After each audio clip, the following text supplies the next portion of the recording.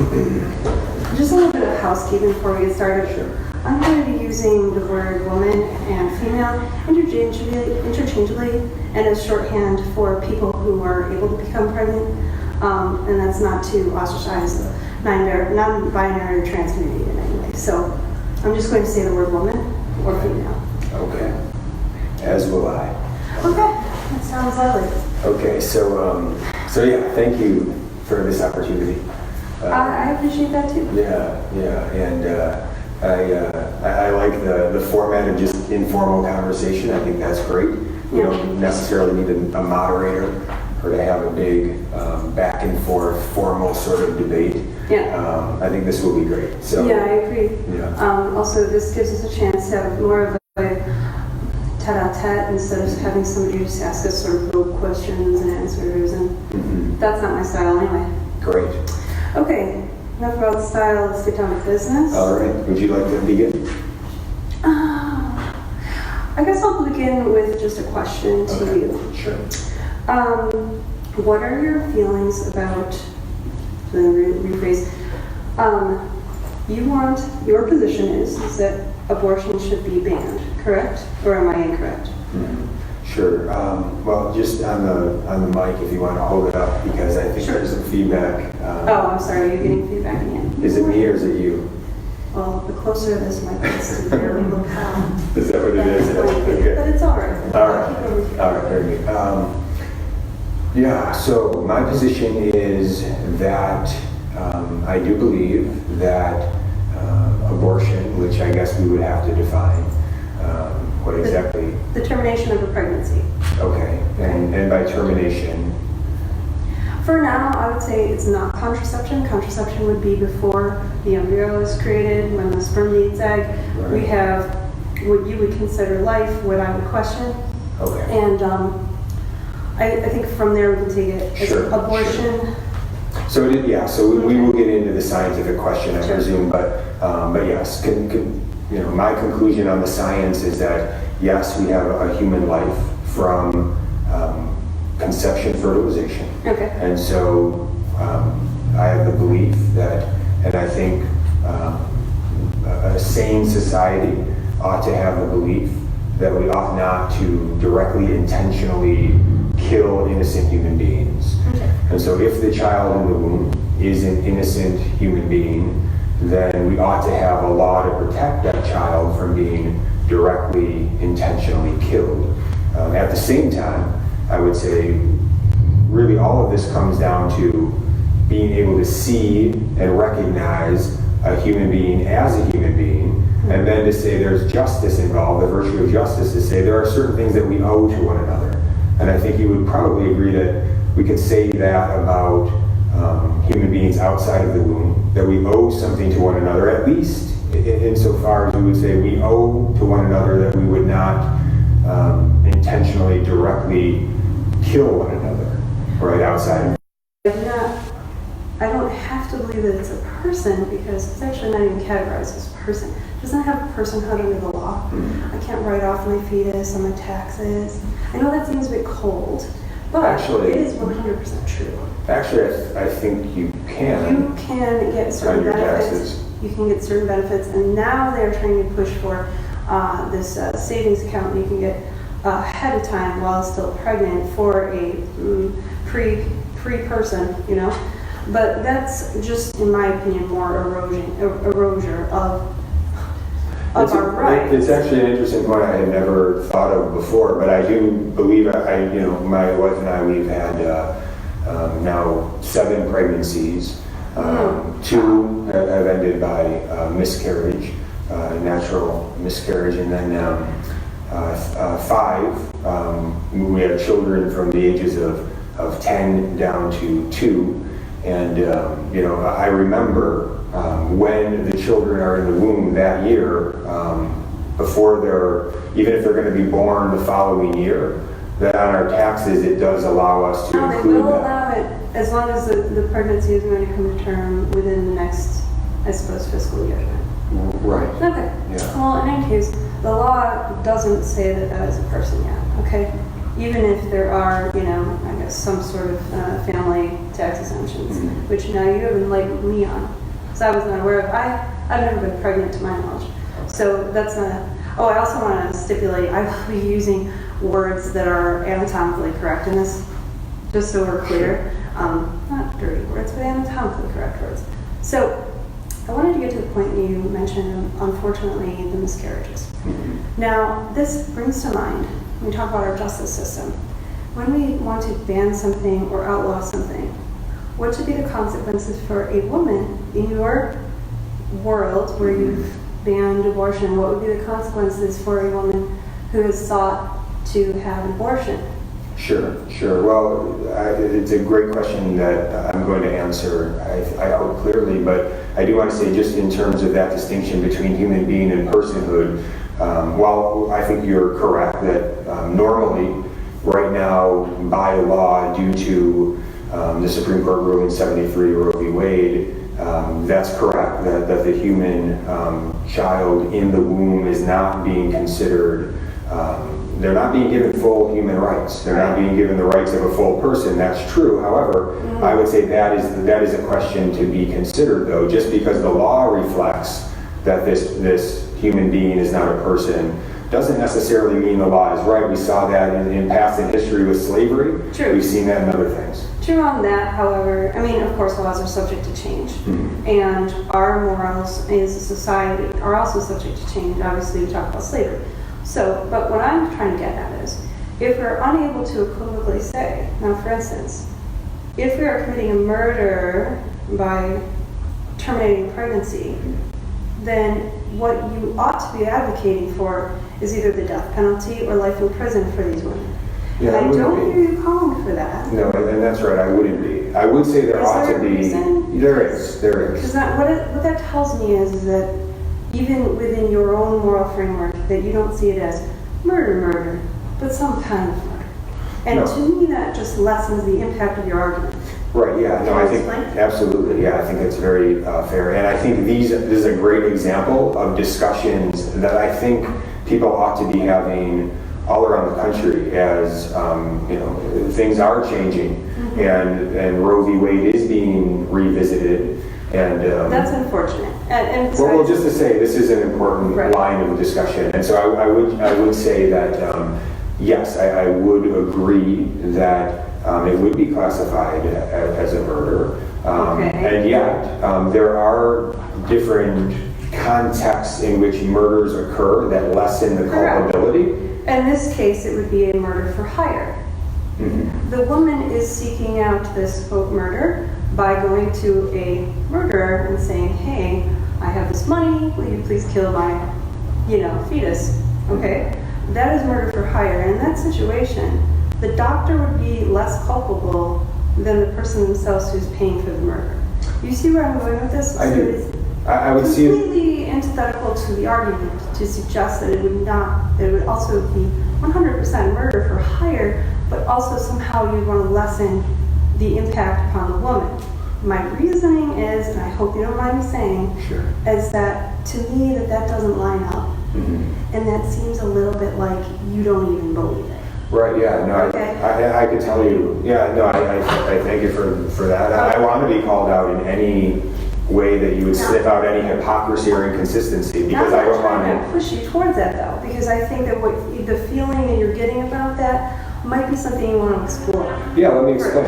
I have thought about this line of thinking, and I think that it's an important one. So I would say that by nature, what you're saying, I think that's a fair way to classify it, right? Sort of in fact, if you heard news reports when Pope Francis has actually used that exact example of saying that it's sort of like a contract sort of killing. So that's, by nature, perhaps that's exactly the way to look at it.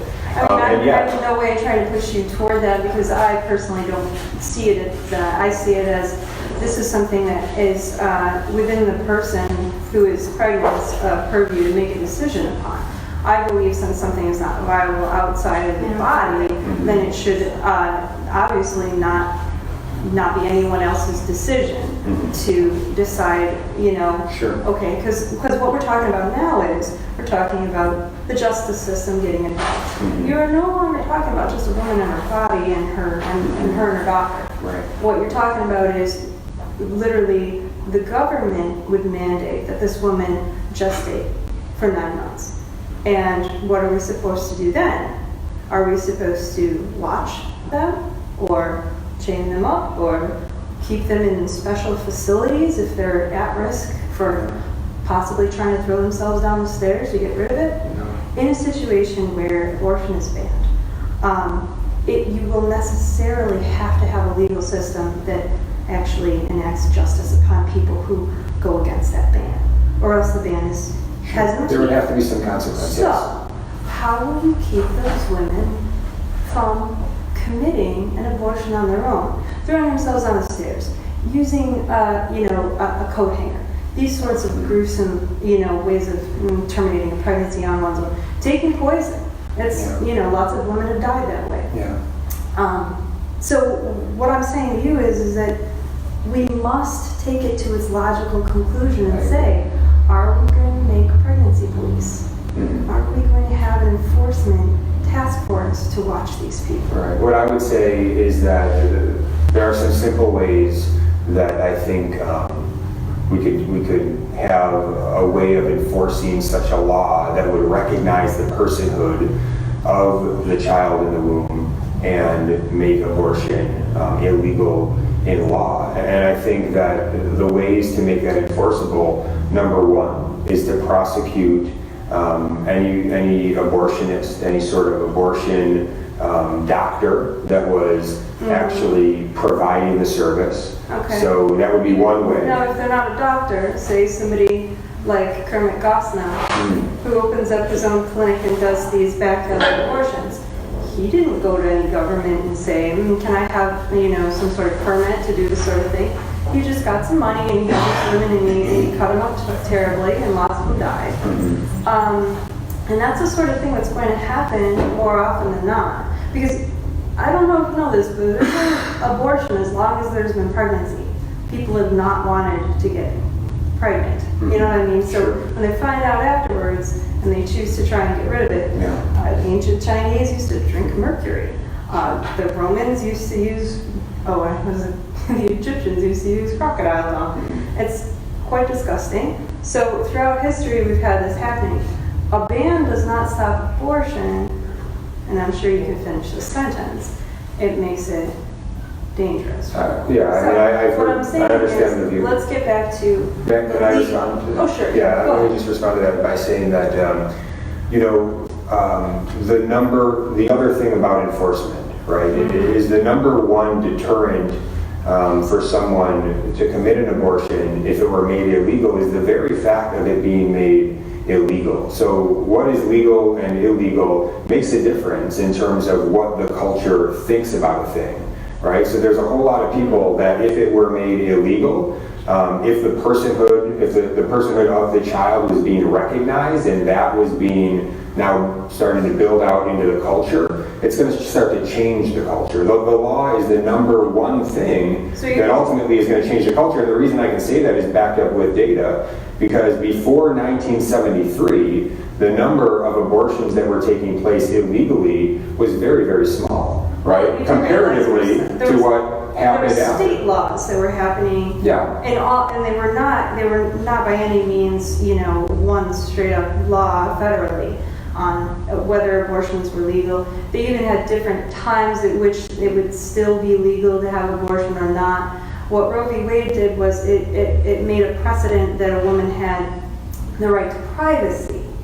It didn't really say, quote, this is okay for abortions to happen. It said it is a right to privacy for that woman to have the choice. Now, not to get off on another subject, because this is not a different subject, we're talking about a time before a lot of records were being kept of these sorts of things, and not a lot of women would like to talk about the abortions that they performed themselves or had their friend or sister do for them. So it's really those numbers are very murky, and I wouldn't call that by any means. What I would point to for the, well, I think where we can point to for to try to get some accurate statistics is we could look at the ones who were actually advancing abortion at that time, late 60s, early 70s, and NARAP popped up, right? And so one of the co-founders of NARAP is a gentleman by the name of Dr. Bernard Nathanson. Okay. Now at the time, him and his co-founder, friend Larry Later, they came up with a strategy to change the hearts and minds of the American people. Part of that strategy was to, and this is all documented, the testimony of Dr. Bernard Nathanson, because he later became pro-life after 1974 due to the ultrasound technology. He realized, even though he had already committed tens of thousands of abortions himself, I believe, as an OBGYN abortionist, but he and Larry Later, their strategy in advancing abortion was to doctor the numbers. And so what they did... I mean, I don't mean to stop you, but we are getting off on something... Well, just to say statistically, no, it's not, because, can I just finish the last part? Because statistically, they were making the claim in the media and then repeating the lie over and over again that it was like 20,000 women were dying of illegal abortions. It was some number around that size, I believe. Who came out with a counter study to say that wasn't true? Well, are you saying that he himself admitted that he lied about it? Did he actually come out and say, I lied, I was a jerk? Okay. Well, my response that it was only actually hundreds, which is tragic enough. Is that propaganda happens on both sides. And when I was going to I won't say what church, but they handed me this brochure that said, look at 300 million people aborted in the United States alone. And I'm like, since when? What's the time frame? What are you talking about? These numbers are very subjective. And what I'm trying to get at is that all of that doesn't really matter compared to, does a woman have control over her own body? And that is that. Consent to sex is not consent to pregnancy. Do you see what I'm saying? Yeah, I understand the bodily autonomy argument. It is, and I think it's. I understand why people would hold the view. Yeah. I say first, again, the science on the child in the womb, to recognize that it's a human being, and I would say it is a human being. It is alive. It's a separate entity from the mother and the father. Right. That does not make it a person. When does the bodily? So you believe in women's rights? As do I. Yeah, so when do they begin, I guess is the question. When does a woman first have bodily autonomy? I would argue that she has bodily autonomy from the very first moment she comes into existence. It's interesting you say that, because then once she becomes pregnant, that bodily autonomy can be revoked in your eyes. No, she still has bodily autonomy. I would say, but there are... The law is going to come in and tell her that she must use her body to gestate another human. I would say this, we all have limits to our bodily autonomy. So... tell me one for men. It's okay for me to swing my arm in the air, right? Right. But if I walk over to my friend John over there, and I decide to do that with his face right here, there are limits to what I can do with my body. That is the same as with a woman. Tell me one where a man is told he cannot do something that will not harm another person, but is within his own body. For instance, what if you wanted to smoke some marijuana? Okay, you can smoke marijuana if you want in certain states at certain times, right? That's bodily autonomy. You can eat whatever you want. Now we're going to talk about how that bodily autonomy goes away once you become pregnant. Let me explain. Unfortunately, you did bring up that your wife had had a couple of miscarriages, and that's a tragic event. When you want a child, it is very sad to lose a child, okay? I believe that wholeheartedly. I'm not callous. I care about children and mothers, and I care about pregnancy. But what we're talking about here is, now once again, you want the law to be involved. So are they going to go up to your wife and say, ma'am, I'm sorry, but looks like you endangered that fetus because you had some soft cheese and some sushi. Yeah. At that point, you really are just getting in the way, and you're pressing the law in people. We're in agreement on this. on this aspect of it. So I'm not arguing for You have to that. set up a whole separate, I mean, the amount of women that have miscarriages every year, no fault of their own, it just happens, okay? You would have to set up literally like a separate court system in order to determine whether she aborted it on purpose and was negligent and purposely got rid of that pregnancy, Yeah. or if she just, you know, had a I miscarriage. don't think that that is how it would play out Well, at I'll tell all. you that it is already coming to that because there was a case just recently in Georgia where a woman got into an altercation and was shot in the stomach. She lost her pregnancy, one that she wanted. The other person had claimed that it was self-defense because she started the altercation. When she was shot, she lost a baby of hers. And then the law came down on her and charged her with endangerment of the welfare of a minor for losing her pregnancy in a fight to a gunshot wound. Now, I'm going to tell you right now, of course, we all think that's abhorrent, but there's no line to be drawn there if we're talking about what you're saying, which is banning all abortions and making it so that this fetus has personhood. Yeah, Because now we're talking about a whole different... I'm not familiar with the case, but my guess is that if we looked into it, they wouldn't be, she's not being charged in any way for the fact that the child is died, but I think she probably, if I'm hearing it correctly, maybe they're looking into the fact that she put herself in a dangerous situation of some kind.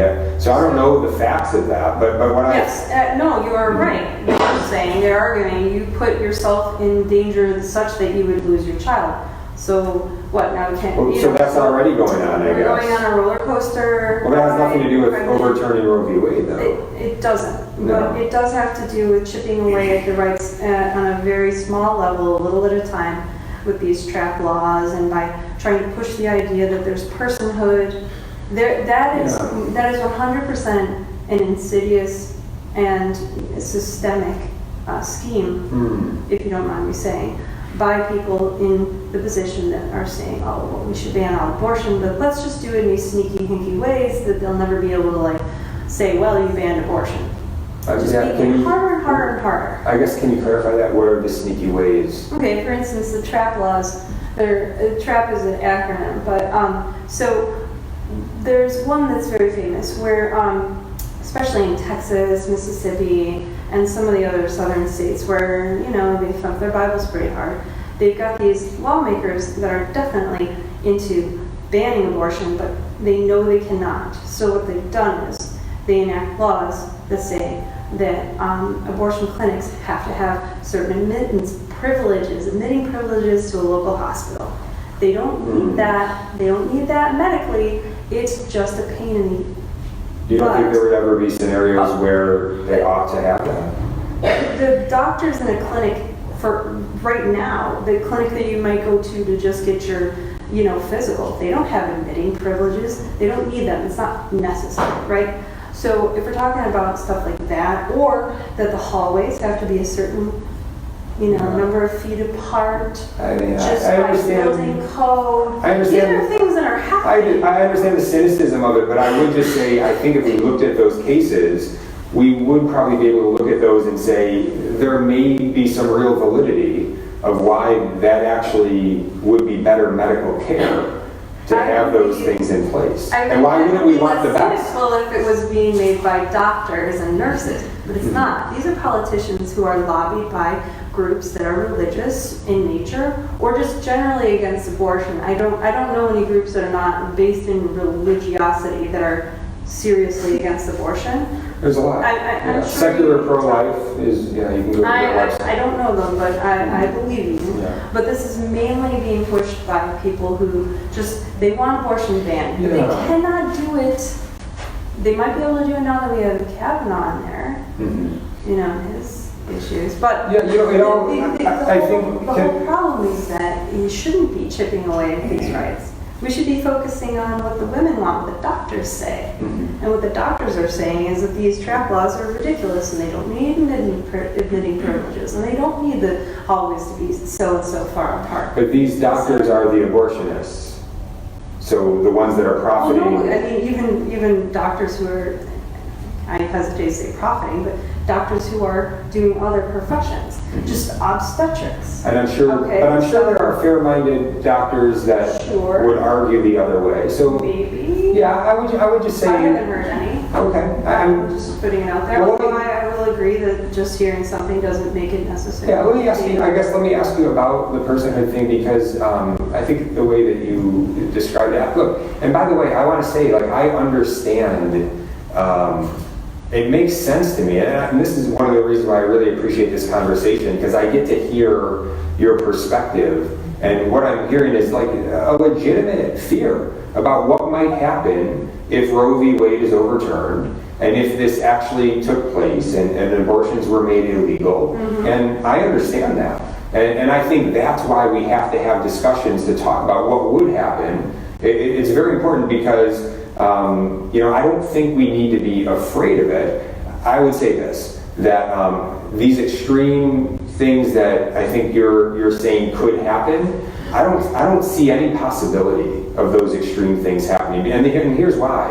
Because from the perspective of a pro-life person who's been in this and seeing how different people in the pro-life movement, I guess you could say, talk and what they're for, and the way they think about things, they authentically, so here's the whole thing. It comes down to seeing the human being as the human being truly is. So we can have the argument about the human person in the womb, but listen, I'm telling you authentically. I got it. But can I just say the last thing with the... Sure. Let me just finish the thought. Can't catch the elephant there, right? So let me just finish the last thought. So there is an authentic love for not just the child, but for the woman in need. In fact, that's why these pregnancy health centers exist. I'm sure you might look at it in a cynical way. Those are centers where they lie to women, tell them to get breast cancer. They love women. They love them. They're giving them, they're giving them free resources. You don't dress up in a lab coat and tell somebody that they're going to get breast cancer, or they could get breast cancer if they have an abortion. Abortion does increase the risk of breast cancer. No, it actually doesn't, and that's a scientific fact. No, it's not. There the science. is scientific. Okay, I'm not going to argue. I would just say let's look at the science, and I would just point you in one direction. There's a documentary called Hush, where the folks who made the documentary, they were looking to actually, I believe, disprove the link. And when they looked into it, the science actually showed that yes, there is. I can find you a flat Earth documentary if you like. I'm just saying, look at it, and look at if you go to the Hush documentary website, you can actually see the footnotes of the scientific studies. It's very illuminating, but like I'm just saying, the science. If we're talking about science, then we could actually pull those journal articles and look at it. I understand. So I'd like to move on off of that, because I could say documentaries. You could say documentaries. But you're disputing the science that abortion increases the risk of breast cancer. Yes, I do, 100%. I think that is 100% wrong. And you've looked into it? Yes, I have. Okay. My mother died of cancer. Okay, so I know a thing or two about cancer, and I know that having an abortion doesn't cause any kind of cancer. All right? Because there isn't even any free radicals being introduced into the body. There's literally no link between cancer and abortion, because what is it, some sort of magical thing that happens because you have an abortion? It's not. It's about. We don't need to get into it, but there's much there to be discovered. Because honestly, it wouldn't matter if it increased it to 50%. I would still say it is not other people's decision to make that decision for the woman, right? So I want to ask you a very important question.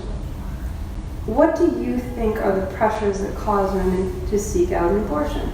I want you to put on your thinking cap and become that pregnant woman and ask yourself, why am I having this abortion? Go ahead. Well, I mean, yeah, I can't do that, but what I can do is speak to the experience of talking to many women who have had abortions and talking to many women. So what is the main reason or a couple of reasons, if you can think of any that are pressures on these women to make them seek out an abortion? The very first woman that I encountered outside of an abortion center, when I went out to pray and lovingly reach out and just to say, there's help if you want it, When I did that, so I encountered a young woman out there and her husband, and they were smoking a cigarette, and they had already been inside, the appointment was already there, they just needed to go back in. All right, jump to the part where she gives you a reason, if you don't mind. Well, when I told her that we could throw a baby shower for her, that was what seemed to strike the heart. And so you're saying that she just felt like people didn't care about her baby or her pregnancy? I think it was two things in that situation. It seemed to me, yes, an overall sense of that there's somebody that supports her, and there's somebody willing to empower her to say, like, you can do this. And we want to help you. Like, we'll help you as much as you allow us to. I'm going to cut to the chase. And the financial help of... The financial reason is the majority of the reason why these women, or because they're being abused and they don't want to have their abuser's baby. Or they've been raped, of course, which happens. And yes, you can get pregnant from rape. There's no way of shutting Sure, but it is horrific. Yeah. But if we're talking percentages, no, it is a smaller percentage. However, you know, you could argue things like marital rape go on because if you're in an abusive relationship, you could be coerced into sex by your partner, etc., etc. Many times birth control fails, and despite everyone's best, trying to prevent a pregnancy in general, it just happens at an inconvenient time in their lives. It happens while people are getting divorced. It happens when people are too young and they've had sex and they got pregnant. These are reasons, but mainly there's no financial security for these women. There's no universal pets. There's no universal health care for them. There's no system of there's no support system. And advocacy groups, like, and I'm sorry to keep bringing this back, but many in the church and many people who are religious, they advocate for the destruction of these precursor systems that could have caught these women, before they became pregnant, by saying, here's comprehensive sex ed in every single school. Here's an increase, when's the last time you guys lobbied for an increase in the amount of WIC benefits that women get? When's the last time that you lobbied your congressman or called your congressman and said, we need free childcare so these women can go back to work? Well, instead of arguing, I guess, for taxpayer funds, I mean, that's a whole different issue. Well, I'm arguing I'm on the sidewalk saying I will do whatever it takes. You have an eyedropper and you're trying to stop a flood with it. What I'm saying is you want to start where it starts. Where it starts is women without money are still having sex. And if they can't afford they and their partner to, get that is exactly where the church ought to step in and give the resources and give the help. The resources that they give are, don't have sex. No, that's not. There's actually way more resources. And so I say, is it enough? It's not enough. It needs to be more. Are they giving away prophylactics? No, because actually, I mean, that's another argument. There's lots of different trails we can go down. What I'm trying to get at is I don't see the money going toward benefiting these women and helping them to make the decision to not have to either get pregnant or end their pregnancy. If you and I both want less abortions to happen, and honestly, I don't particularly say less abortions. I would say less unwanted pregnancy, because if a woman needs to have an abortion, I'm 100% behind her. That's her decision.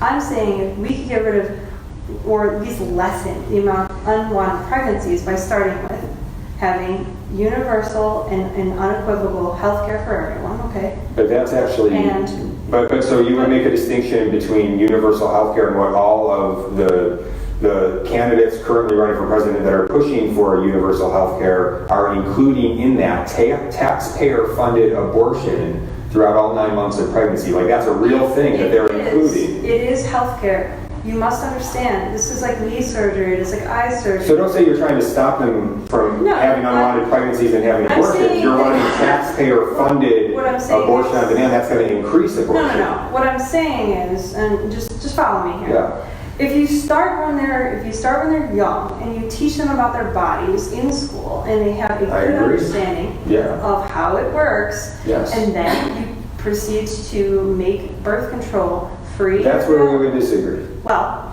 I'm telling you that actually decreases. I'm telling you the amount of actually unwanted pregnancies. But I'll say that's not true. So the statistics are Then why is most Mississippi- women. These are Planned Parenthood's own statistics.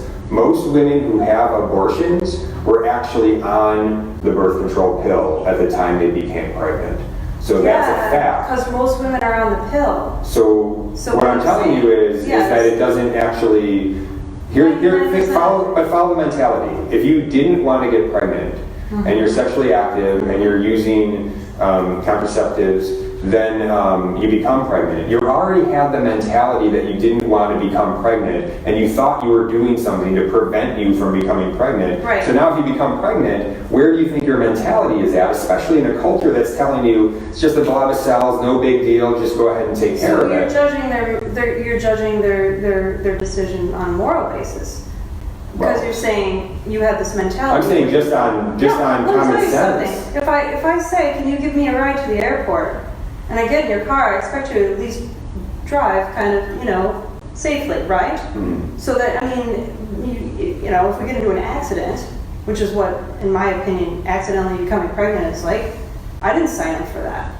I signed up for having sex with someone and having a good time, either because I love them or just want to have a good time, whatever. I didn't sign up for, and plus, if I'm taking birth control, gosh, that's like I really don't want to have a pregnancy, right? So you have to understand that is what the aim is of this woman, right, to not become pregnant. That's right. So then, if she has to have an abortion in order to not be pregnant, then that is her decision. Right, so don't say that birth control is going to reduce abortion. It's not. It does, it reduces the amount of unwanted pregnancy. Women get pregnant when they're using birth control. Yeah, but women get pregnant more when they're not. No, that's but then obvious. But then no, because here's how. If you have 100 women, if 50 of them are taking birth control, 50 of them are not, they have sex at the same rate for 1 year. Guess what? But they wouldn't. 50% who are not taking birth control are going to be way more pregnant. But they wouldn't have sex at the same rate. Because here's how it would work, right? So if she doesn't want to be pregnant and she's not on contraceptives, she does understand that it could lead to pregnancy, and she's not under any sort of idea that my body is blocking pregnancy right now, right? So then, therefore, 97% effective. Only when it's used properly, right, which is actually really hard. Yeah. Oh yeah, that's why I have an alternative method myself. But I don't. Most people don't use it properly. So, most people do use it properly, or else it wouldn't be so widely available. It wouldn't be everybody's taking it. Then, if it was so effective, then why are most women who have abortions using birth control the very same month that they get pregnant and have the abortion? I can't tell you why the women the subset of them who actually become pregnant actually are on the pill. Yeah. They can have, one of my friends does not, she can get pregnant on the pill because her progesterone and estrogen levels are such that she has to use alternative methods, okay? Because when you're on the pill, usually it floods your body with extra hormones to make it seem like you're pregnant, right, so that you cannot become pregnant. But she's not like that. She has a different issue with her body, probably something thyroid related, blah, blah, blah, that allows her to become pregnant if she's on the pill. So she has to use alternative methods. Do you think every one of those women knows exactly, their hormone systems? And when their doctor prescribes the pill to them, it's because it works for most people. And if they get pregnant on the pill, then they end up going to a clinic where they're either, what you're saying, either they have to have an abortion or not. So what you're doing is you're creating a subset of women and saying, these women here seem to have gotten pregnant while on the pill, so therefore the pill is ineffective. That is just not the case. I'm not saying it's ineffective. I'm just saying. Yeah. I'm not saying it's ineffective. I'm saying that obviously if you're saying it's 97% effective, and yet the majority of women who are having abortions are using the birth control pill, then obviously they're not using it properly. I would say, or it's not 97% effective, or their bodies are not affected by the pill. Okay. Or whatever pill they're taking, because there's several different kinds. There's Chrysel, there's... Right. All I'm saying is there's a reasonable argument to be made that says that contraception does not reduce the amount of abortions. So if we want to continue the amount of unwanted pregnancies. I don't know what the abortion... You cannot argue... I don't know what the abortion level would be at if we didn't have... the pill. We could go back to the 1950s where everyone was having 7, 8, 9 kids. I mean, to you that sounds fine and dandy because you already have 7 kids or whatever. But what I'm saying is that for most people that is completely untenable, and 99% of women in America report that they have used contraceptive in their lives. How does that sound to you? Because to me that sounds like it works pretty well. And if you notice, everyone nowadays has maybe 1, 2 siblings, because everyone is on the pill. Everyone is using contraceptives. Before 1960, when the pill became available, was allowed by the efficacy, what ended up happening is there were all these unwanted children, or there were just a lot of poor people. Because if you have a bunch of kids, like my grandmother had 7 kids. All right, her sister had 9 or 10, I can't remember, but that's too many. 9 kids is a lot. Well, a lot for any woman to give of her body 9 times. But if she wants to do it, why? I mean, sure, you can't really if say she it's wants too many. to. But I have heard my grandmother say, "Holy cow! I wish the pill would have came out earlier." All right, and she's passed now. She's she's no longer interested. You don't want to have a kid that might die when they're 25. You might want to terminate their pregnancy. Or you can say, I'm just not feeling well. I mean, you can, sure. and the abortionist can just say, yeah, that fits. So sure.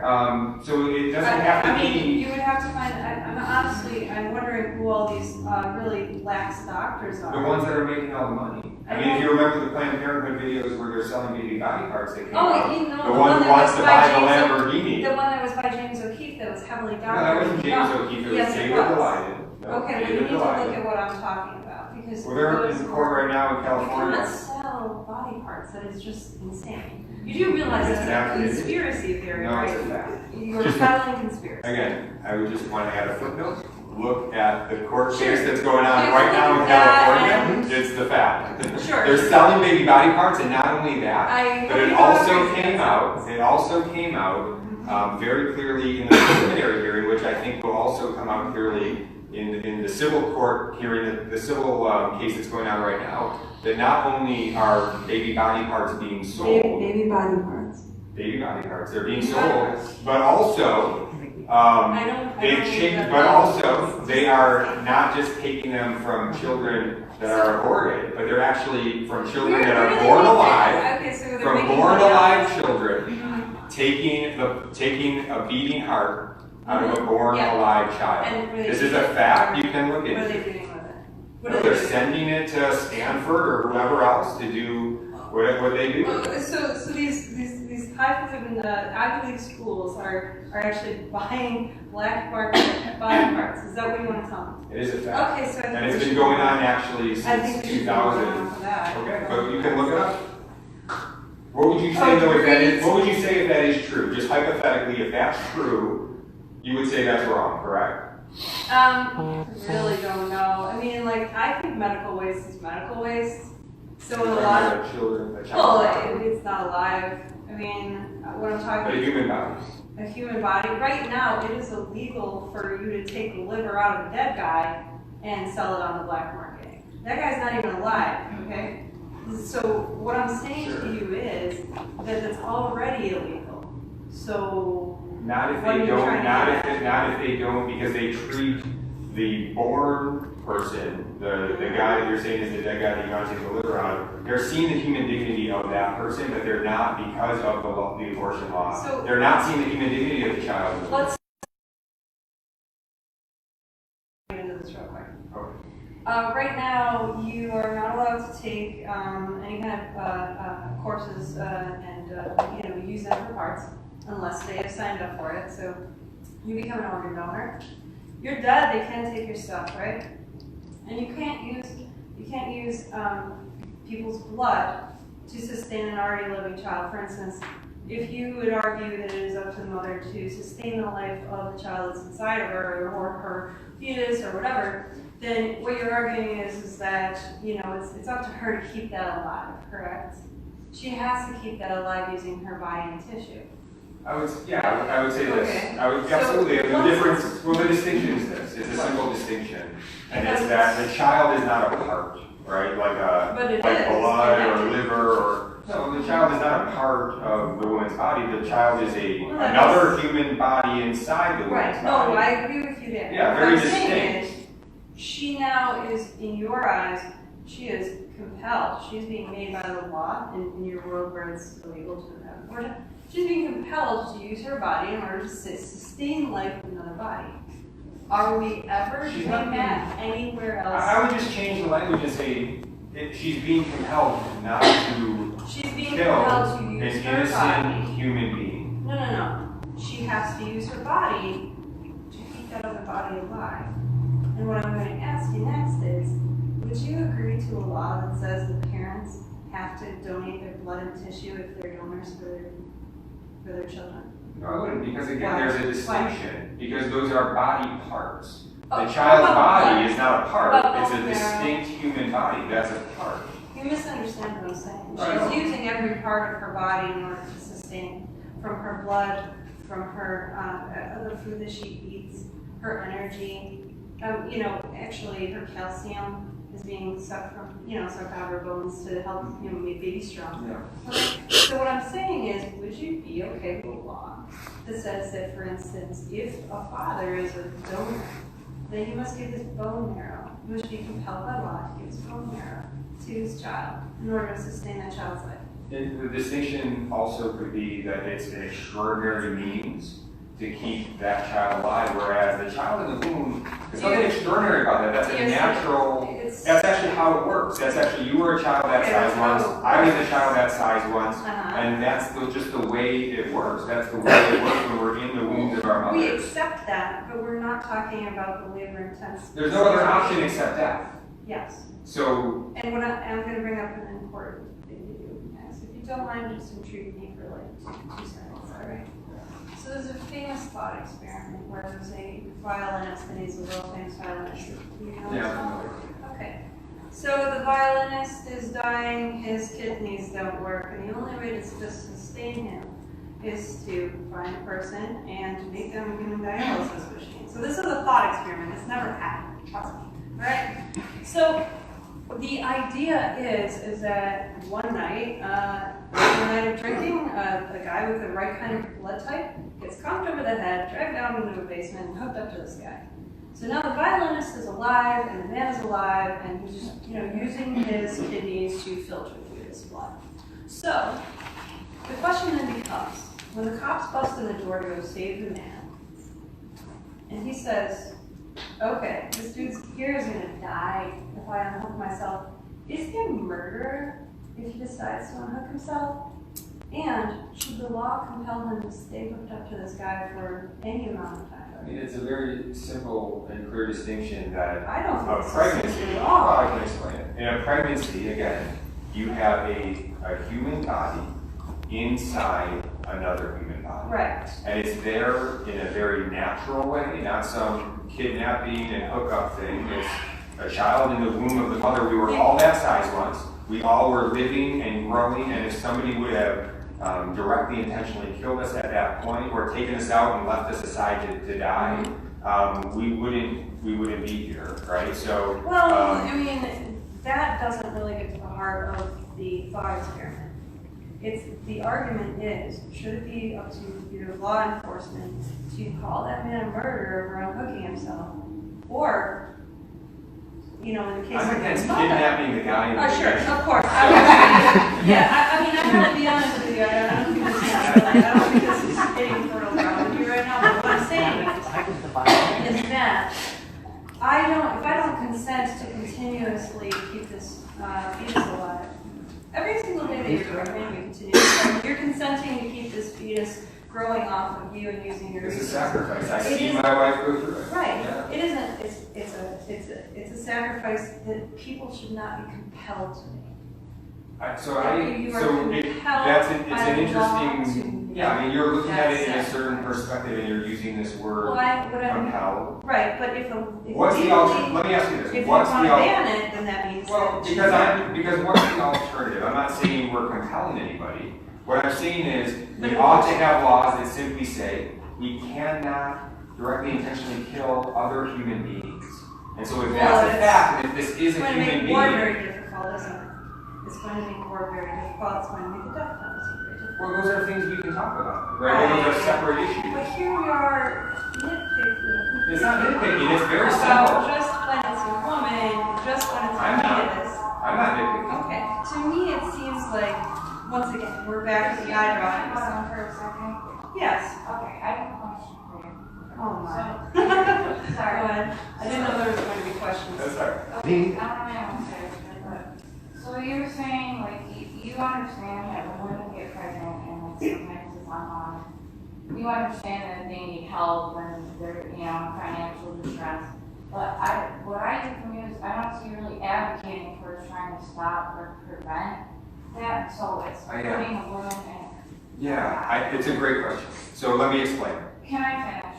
Oh, okay, sorry, I got it. So everything I've heard from you is basically, birth control fails and everything.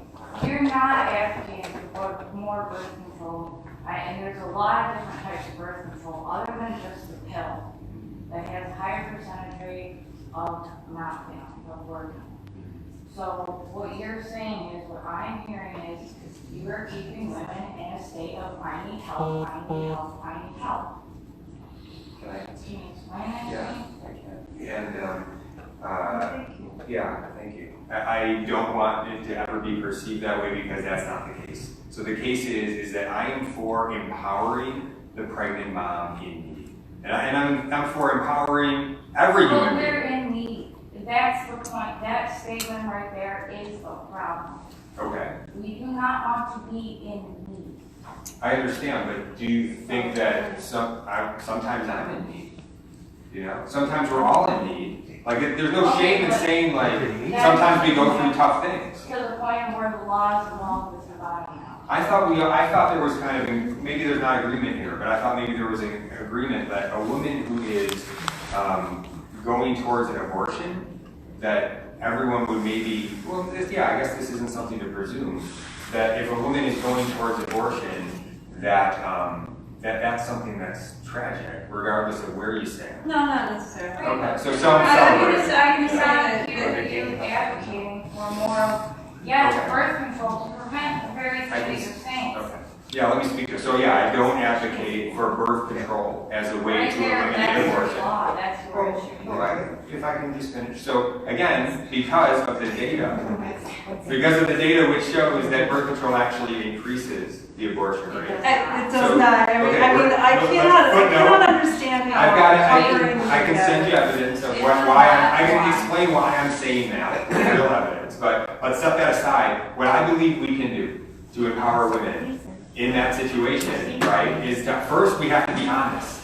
We have to be honest as a society, right? And we have to say, can I just finish? We have to be honest as a society, right? If we know that scientifically, this is a human being, a living, growing human being. But this is all very subjective. No, it's not. Why is it a science? I know that it is a human being, but the object here is her choice to decide what happens with what's inside of her body. Shouldn't that be more important than saying, I have a feeling that there is this imaginary, I don't want to call it imaginary, I'm sorry.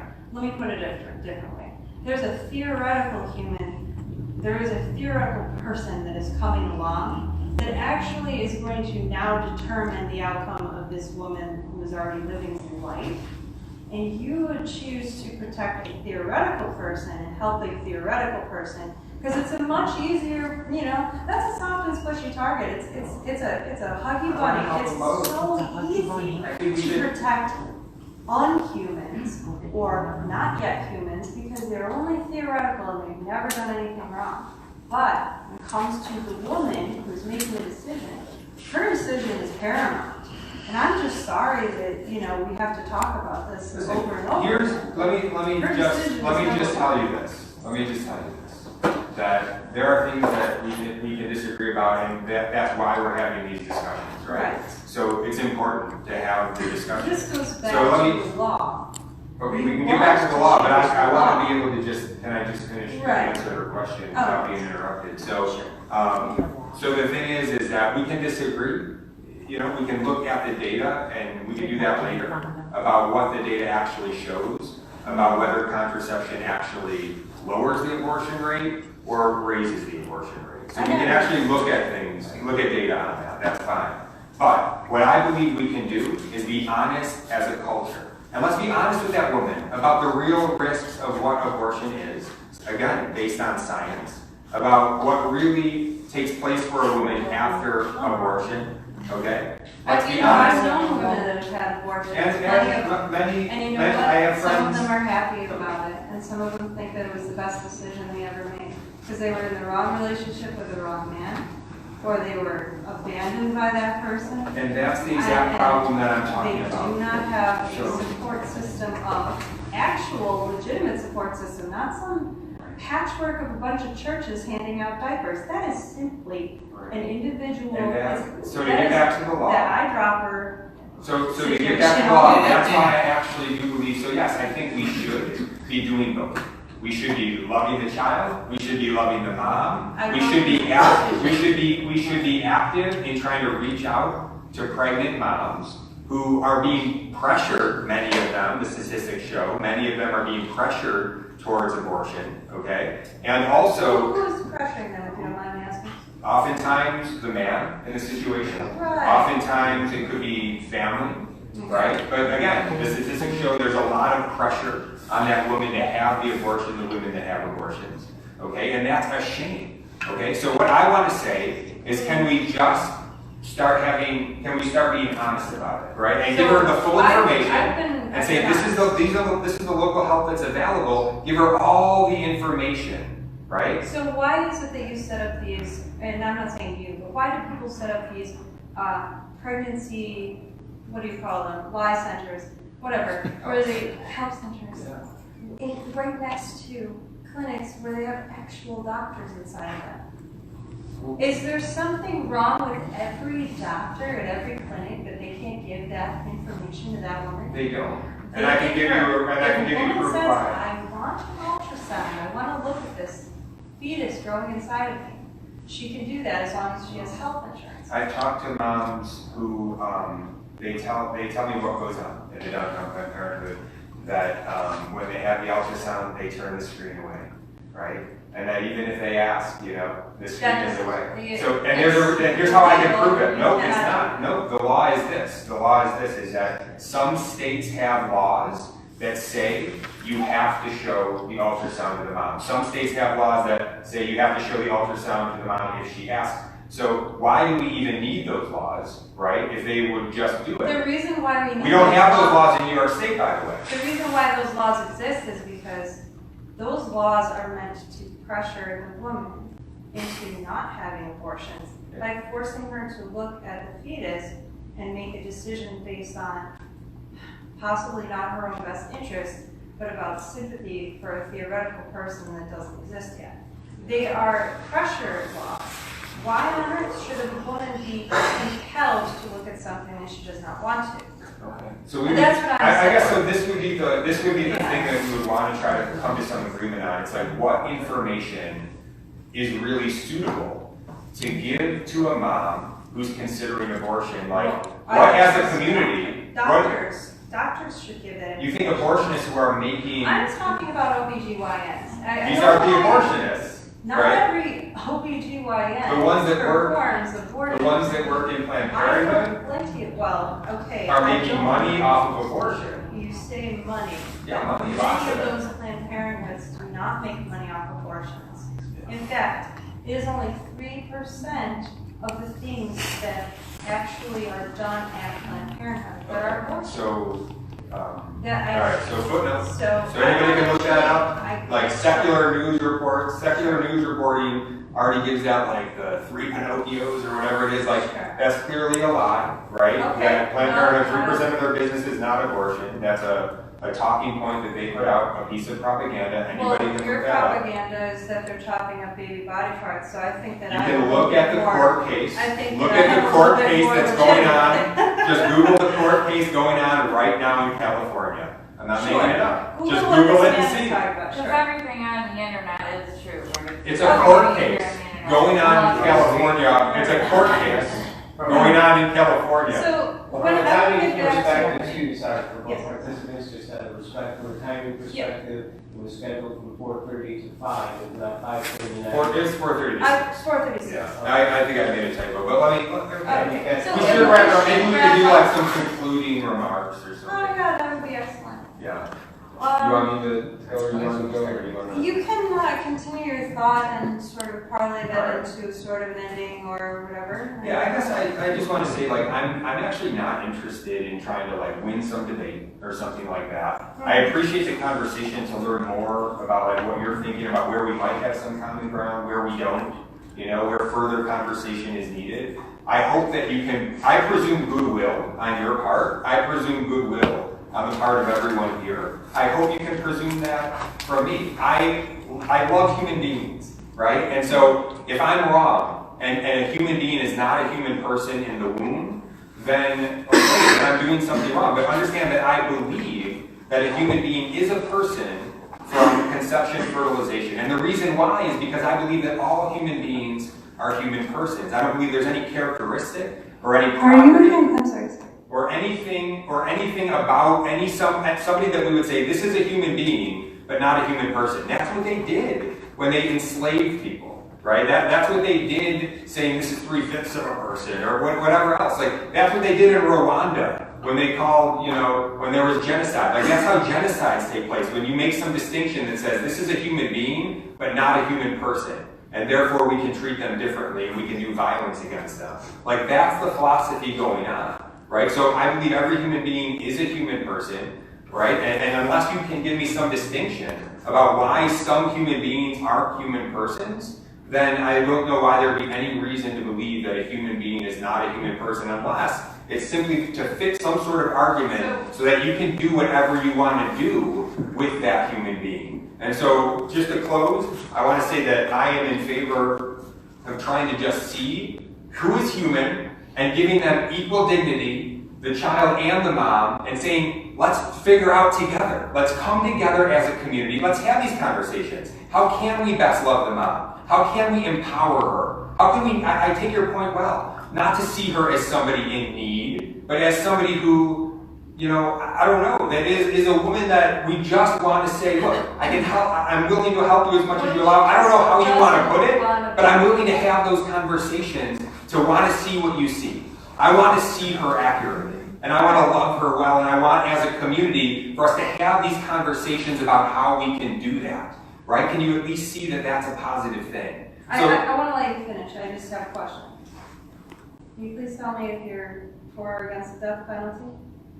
The death penalty, my personal view on the death penalty is that because we are in, I think there are situations that are not applicable to the, I'm going to be very clear, but it does, I mean, there's some distinctions here. So in the United States, I don't believe that there's any reason to have the death penalty personally. I know there are fair-minded people that say other things, and that's fine.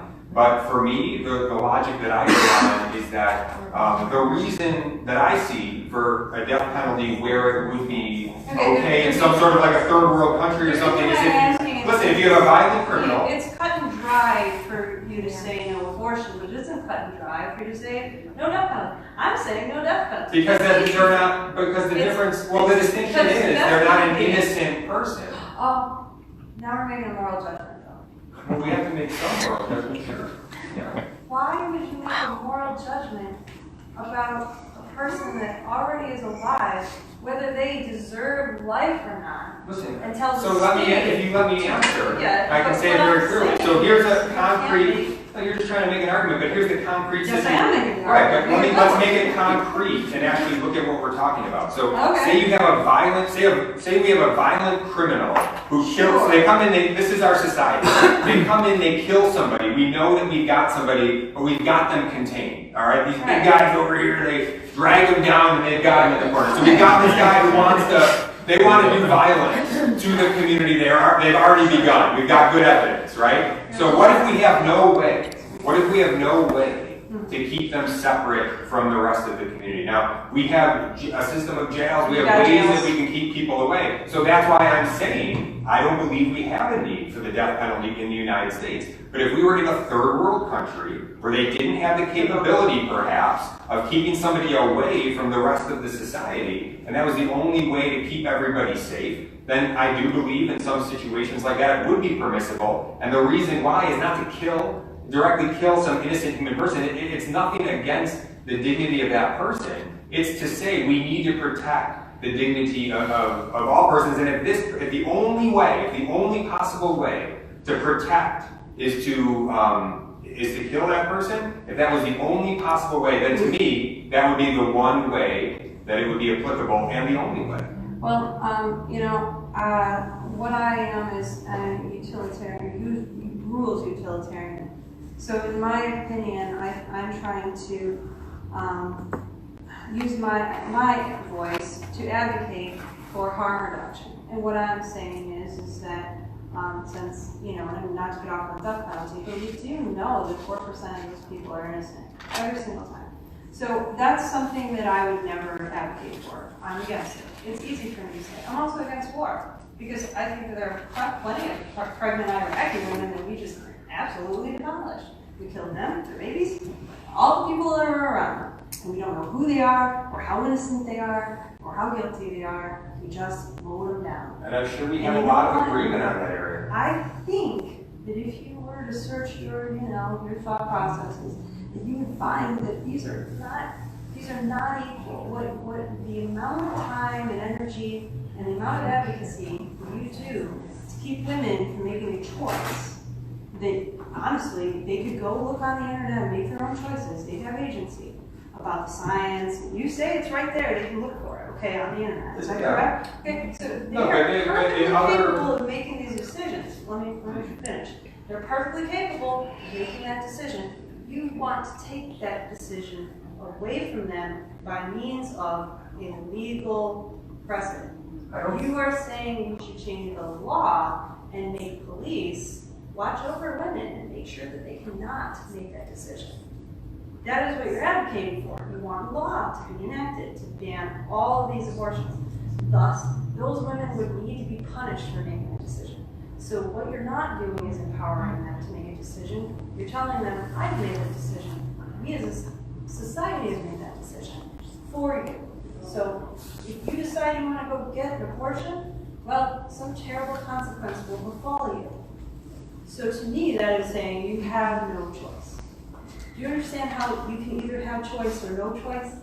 That's why this whole feminists choosing life or whatever doesn't really ring true to me. Well, you have to let them speak for themselves. But they have good reasons for So that. there's either choice or there's no choice. Yeah, I agree. And some choices are valid choices, but some choices are. So let me make a distinction. But the thing is, you're saying it's an invalid choice for that woman to say, I want to have an abortion. I'm saying killing an innocent person. You keep going back to innocent, and honestly, Because it matters. And it does not matter. It does because there are. You're applying a precedent to murder. You're applying motive. You're applying your own moral judgment, and we don't even know if they have murdered anybody. The court system would have to, determine that. But what I'm saying is that just because one thing that is allowed for, theoretical human, it's very easy to say, I'm going to throw all of my blood and guts and glory behind, trying to advocate for these theoretical people. But I don't see us out there advocating for the actual people. I don't see them as theoretical people. That's why, because they're real human beings. If you have a reason why you think they're theoretical. Then why are we not advocating for tax dollars to go into not necessarily abortion? I know you'd be against that, but universal pre-K. How about some I think those are good conversations. We can probably find some agreement. What I'm saying is, if our society, if you want to change society from the top down, why wouldn't you start by making it more hospitable for these women to want to have these babies? Why can't we do both at the same time? Because guess what? No, my choice is still really long. If a woman doesn't want to have the baby, it's her own decision. But if you make it more hospitable for her to have the baby by saying, okay, well, you get more WIC and you'll have food stamps, and we'll have maternity leave that is for everyone and not just for people who have really nice jobs.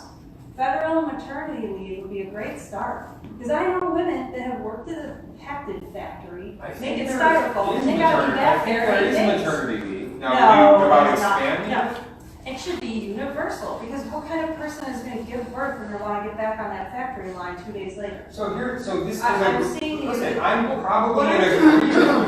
So what I'm trying to say is when I look at what a man or a woman really cares about in their life, I say, what are they spending their money on?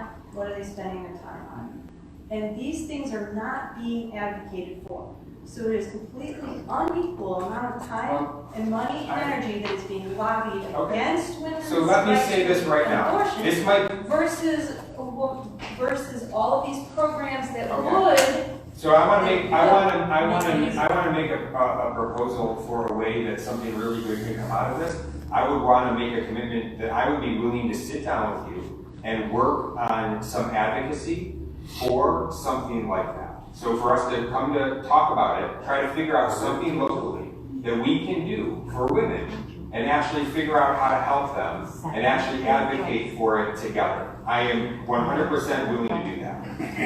I would be willing to do that as long as I believed that you actually believed in democracy and enlightenment principles and weren't, a dominionist who was just pushing for theocracy. I guess I don't understand. I mean, I know what theocracy is. I'm not pushing for a theocracy. I can tell you that. The rest of the words you might have to define a little bit more. Alright, so, what I'm saying is that, a proposal like that has good bones, okay? But I'm sorry to say this, but until we can agree on what actually is going on scientifically, your fear of these doctors, lying to people it's a bit conspiratorial. I mean, they went to school for years. It's based on I can give you evidence. Listen, I cannot agree with someone who doesn't have a degree in, medical science over someone who does, and then multiply that by like 1,000. You know what I'm saying? I can give you people that are saying this who have degrees in medical science. It would be irrational for me to believe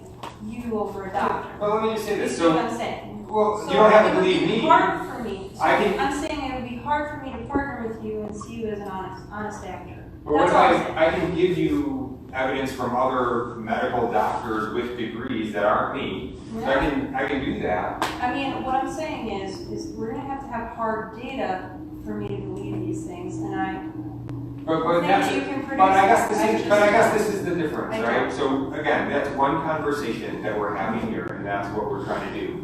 But I think what you're saying is you're seeing a suspicion. You guys are suspicious about whether we actually really care about women. No, and what I'm telling you from my heart is absolutely we do. You have a suspicion of doctors, and you have a suspicion of women's motives. So that's it But again. that makes me suspicious. But what I'm saying? Okay, but I'm saying again, I'm basing that off of evidence that we can talk about.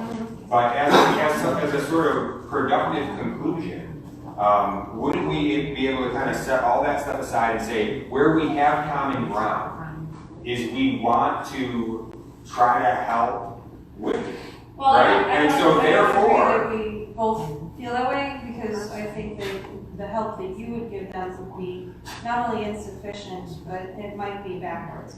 So what I'm saying you can start with your proposal about the maternity care, Okay. the maternity leave. We can talk about that. Maternity and paternity leave. Well, let's talk about it. Yeah, let's set up a time we can So talk about it. I'm gonna finish up my spiel. Now, I'm gonna finish up my ending, and then we'll break because we're just about out of here. So for me, what I've gleaned from this is that unfortunately there are many, many different people who are pushing propaganda that is feeding one side or the other in their own thought bubbles. And we all do listen to propaganda that is on one side or the other.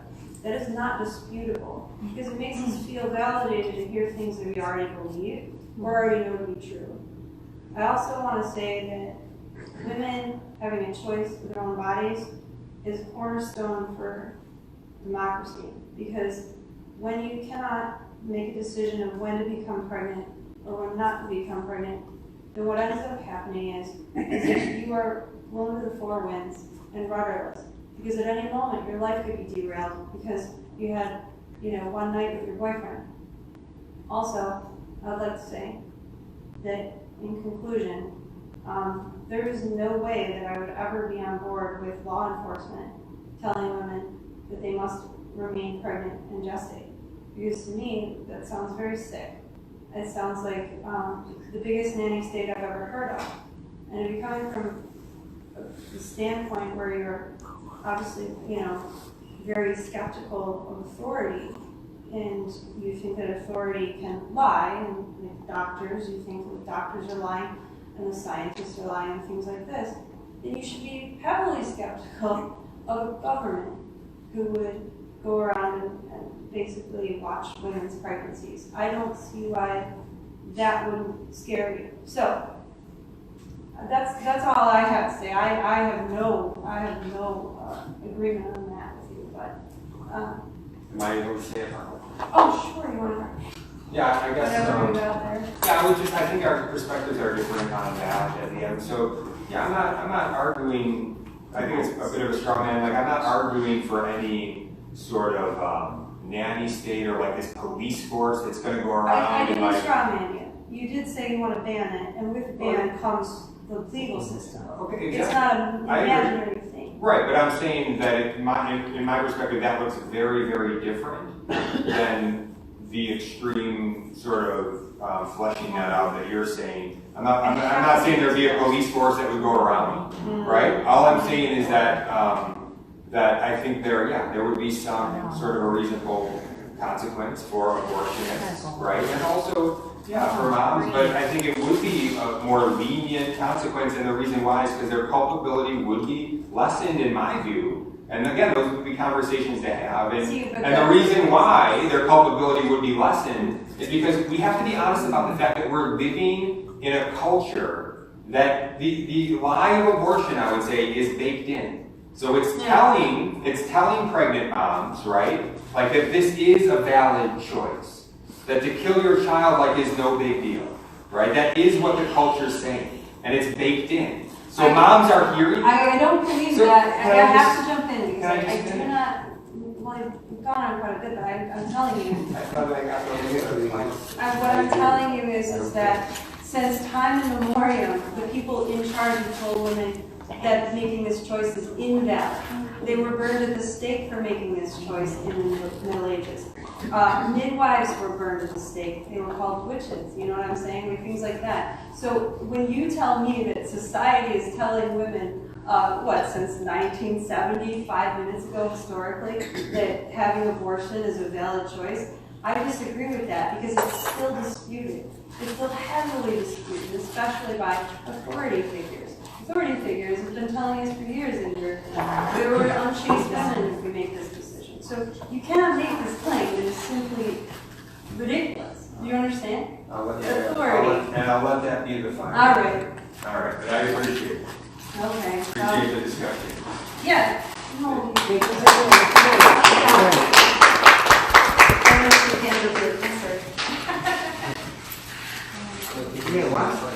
Yes. It's okay if you